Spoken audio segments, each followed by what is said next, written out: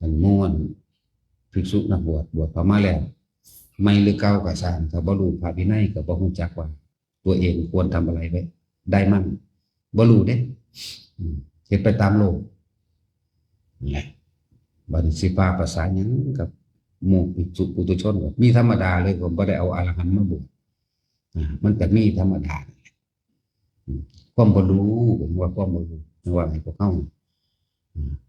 ศึกษาพระวินัยอ่านไปเรื่อยมันมีหลายเลยว่า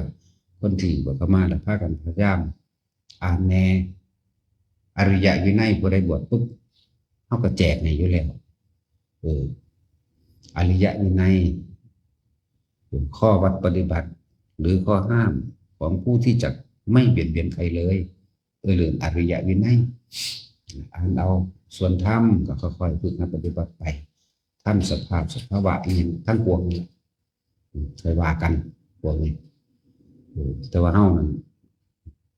บวชเข้ามาแล้วเฮาก็เน้นฝึกงานปฏิบัติภาวนาหรือทำสมาธิของเฮาคือทำได้ตลอดการทุกเมื่อบ่แม่นว่า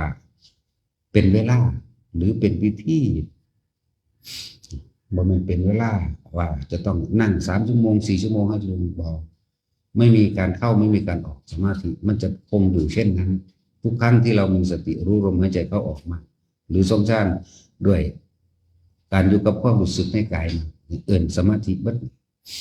ตั้งมันตรงในกายของเราเองนั่นส่วนคำว่าการละคือการบ่อยากได้บ่อยากเป็นคือเฮาบ่ไปคิดหาความอยากได้ดีอยากมีอยากเป็นจะไปหันอยากมานี่บ่มีจะเป็นจังซั่นเป็นจังซี่มันบ่มีนั่นล่ะคือละคือบ่คิดหาแนวอยากได้บ่คิดหาแนวอยากเป็นมันง่ายๆเด้ที่จริงเฮาแค่เป็นผู้มีสติรู้ลมหายใจเข้าหายใจออกเย็นอยู่ในโพรงจมูกมากบางทีมันก็ตัดออกอย่างลมแปรเองของมันเองไปอยู่ในความรู้สึกตัวนิ่มๆน่วงๆนึบๆต้นๆโยนให้กายตัวเองมาตึงๆมา